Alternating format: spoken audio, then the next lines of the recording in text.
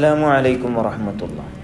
മഹത്തായ ഉളഹിയ്യത്ത് കർമ്മത്തിന് ഉദ്ദേശിക്കുന്ന ആളുകൾ ദുൽഹിജ്ജ 1 മുതൽ ആ ഉളഹിയ്യത്ത് കർമ്മം നിർവഹിച്ചത് പൂർത്തിയാകുന്നത് വരെ ശരീരത്തിൽ നിന്ന് രോമങ്ങൾ, നഖങ്ങൾ പോലത്തതൊക്കെ ശരീരത്തിൽ നിന്ന് നീക്കം ചെയ്യാതിരിക്കൽ സുന്നത്തും, കാരണമില്ലാതെ അങ്ങനെ നീക്കം ചെയ്യൽ, ശരീരത്തിൽ നിന്ന് നീക്കം ചെയ്യൽ കറാഹത്തുമാണെന്ന് മഹാന്മാർ നമ്മെ പഠിപ്പിക്കുന്നുണ്ട്. അല്ലാഹു സുബ്ഹാനഹു വ തആല നമുക്ക് വാഗ്ദത്തം ചെയ്ത പാപമോചനവും നരകമോചനവും ലഭ്യമാക്കുക എന്നതാണ് ഇങ്ങനെയൊക്കെ നിർദ്ദേശിച്ചതിൻ്റെ ഹിക്മത്തെന്ന് മഹാന്മാർ നമ്മെ പഠിപ്പിക്കുകയാണ്. അതുപോലെ തന്നെ ശ്രദ്ധിക്കേണ്ട മറ്റൊരു വിഷയമാണ് ഉളഹിയ്യത്തിൻ്റെ നിയ്യത്ത് എന്നുള്ളത്. പല ആളുകൾക്കുമുള്ള സംശയമാണ്. ഉളഹിയ്യത്തിന് നിയ്യത്ത് വെക്കുക എന്നുള്ളത് അത് ഫർളായ ഒരു കാര്യമാണ്. പല ആളുകൾക്കും ഇക്കാര്യത്തിൽ സംശയങ്ങളുണ്ട്. എന്താണ് നിയ്യത്ത് വെക്കേണ്ടത്, എങ്ങനെയാണ് നിയ്യത്ത് വെക്കേണ്ടതെന്ന്.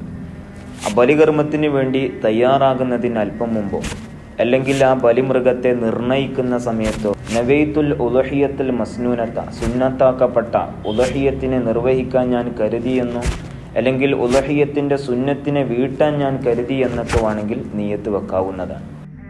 എന്നാൽ ഉളഹിയ്യത്തിനെ ഞാൻ കരുതി എന്ന് ചുരുക്കൽ അത് ഒഴിവാക്കേണ്ടതാണ്. ഈ നിയ്യത്തിനെ നമ്മൾ വെക്കുമ്പോൾ നിയ്യത്ത് ഖൽബിലാണ് വേണ്ടത്, ഹൃദയത്തിൽ നിന്ന്. അത് നിയ്യത്ത് ഹൃദയത്തിൽ കരുതുകയാണ് വേണ്ടത്. നാവ് കൊണ്ട് മൊഴിയുക എന്നുള്ളത് അത് സുന്നത്തും, ഹൃദയം കൊണ്ട് കരുതുക എന്നുള്ളത് അത് ഫർളായൊരു കാര്യമാണ്.